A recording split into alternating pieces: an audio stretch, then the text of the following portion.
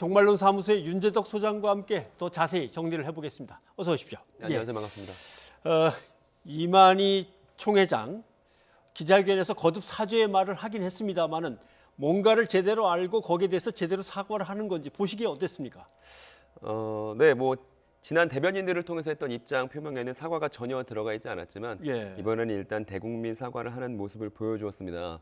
그 이만희 씨가 엎드려 절하는 약한 모습을 보면서 저는 일단 신천지 교인들과 신천지 탈퇴자분들의 반응을 한번 여쭤봤거든요. 제가 여쭤봤더니 그 이만희 씨는 그간 자신을 세상을 구할 약속의 목자, 뭐 철장 권세를 가진 자, 평화의 사자, 뭐 이렇게 이야기를 해왔는데 아직 신천지 안에 계신 분들은 그간 대단하다고만 생각했던 이만희 씨의 초라한 모습에 눈물이 났다고 저에게 말을 전해줬습니다. 마치 이제 우리 아빠가 우리를 위해서 다른 사람 앞에 무릎을 꿇었다고 생각을 하는 것 같았어요. 반면 신천지 탈퇴자 분들도 눈물을 흘리셨는데요. 어떤 눈물이었냐면 이만희 씨의 약한 모습 속에서 지난날에 대한 후회와 배신감을 느낀다는 그런 눈물을 흘리게 되었다고 말을 전달해 주셨습니다. 예, 뭐 초라해 보이기까지 했다고 했는데 그 이만희 총회장의 사죄의 말 저희가 다시 한번 보고 오겠습니다. 우리는 힘닿는 데까지 최선을 다해서 정부의 인적, 물적 지원을 아끼지 않겠습니다. 국민 여러분들 뭐라고 이 사람 사죄해야 하겠습니까? 정말 면목이 없습니다. 사죄를 위해서 여러분들에게 엎드려 사죄를 구하겠습니다.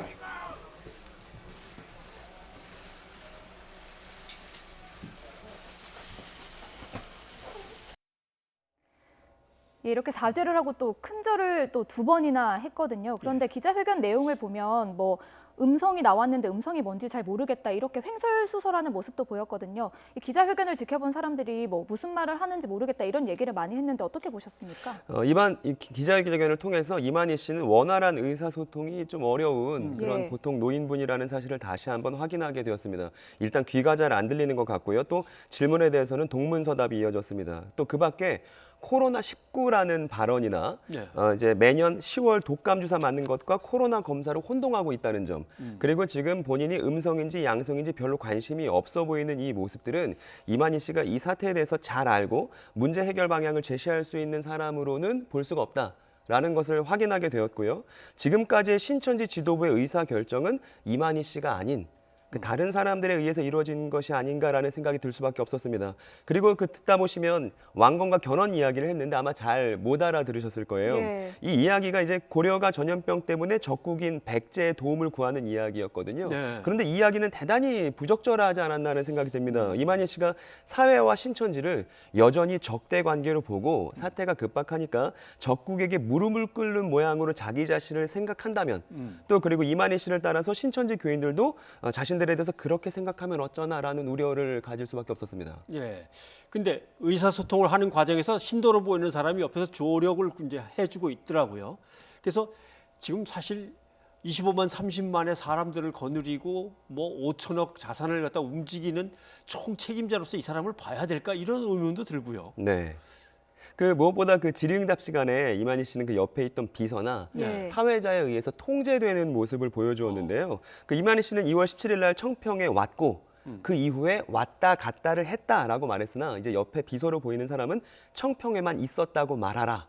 라고 이제 서로 모순되는 상황을 온 국민 앞에 보여주었습니다. 예, 뭐 17일부터 이동이 없었다고 얘기해라 이렇게 또 이야기를 하더라고요, 옆에서. 네, 그렇게 질문이 빗발치는 가운데 그 비서와 사회자에 의해서 서둘러 이만희 씨는 모습을 감출 수밖에 없는 상황을 우리가 보게 됐는데요. 그 비서 역할을 하신 분은 이만희 씨의 최측근으로서 신천지 안에서는 서무 직책으로 불리는 분입니다. 김모 씨인데 그러니까 원래 이만희 씨 부재 시에는요, 신천지 조직 구도상 총회 총무직을 맡은 사람이 모든 결정을 하게 되어 있습니다.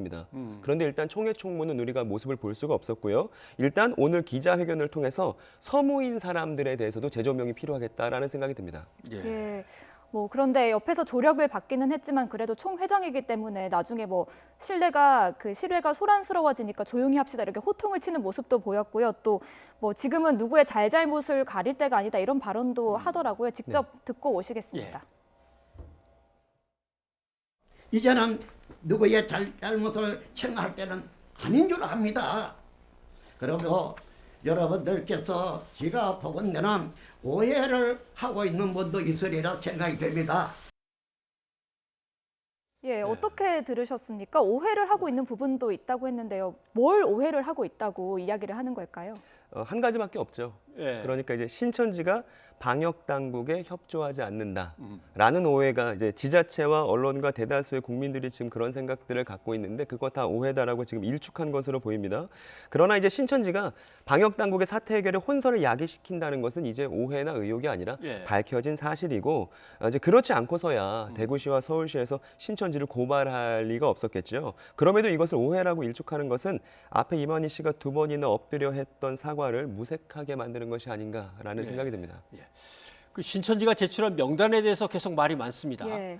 어떻게 지켜보다 보면 떠밀려서 내놓지 않을 수 없는 지경까지 갔으면 그까지 내놓고 또 네. 그까지 내놓고 이렇게 하는 게 아닌가. 이걸 왜 그러는 건가 다들 궁금해하거든요. 도대체 왜 그렇게까지 해야 되나? 네, 일단 신천지는 이미 이제 어떤 사람이 한 사람이 포섭되어서 접촉을 하게 되면 그 사람의 인적 사항에 대해서 철저하게 관리합니다. 예. 텔레그램이라는 그 메신저 정보창을 통해서 그 사람의 인적 사항이 취합되고 이게 취합돼서 다시 총회로 매달 보고가 되고요.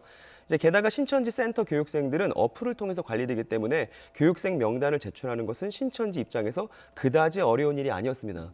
근데 이제 그럼에도 불구하고 제가 여러 곳에서 밝혔듯이 신천지 교육생은 신천지의 성장 동력입니다. 예. 그렇기 때문에 신천지가 처음부터 제대로 된 명단을 제출하지 않았던 이유가 여기에 있습니다.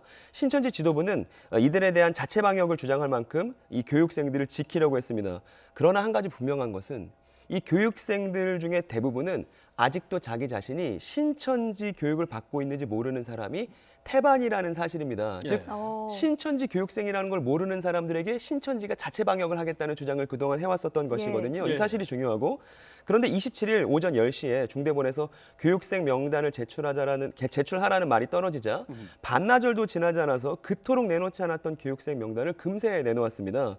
그리고 그 사이에는 이만희 씨의 검찰 고발이 끼어 있었죠. 예. 그러니까 개연성 있는 그림을 우리가 한번 생각해 보자면 검찰 고발에는 압수수색에 대한 요구가 포함되어 있었고 아마 교육생 명단을 서둘러 내놓았던 원인은 그것을 피하고자 함이 아니었을까라고 생각합니다. 예, 바로 제출을 했던 것은 그러면 그동안 철저하게 그 신도수를 관리하고 있었다는 얘기 아니겠습니까? 네. 뭐 저희가 신천지 예배 및 총회 영상을 입수한 게 있거든요. 올해 1월이니까 2달 전 영상이거든요. 먼저 보고 오시겠습니다.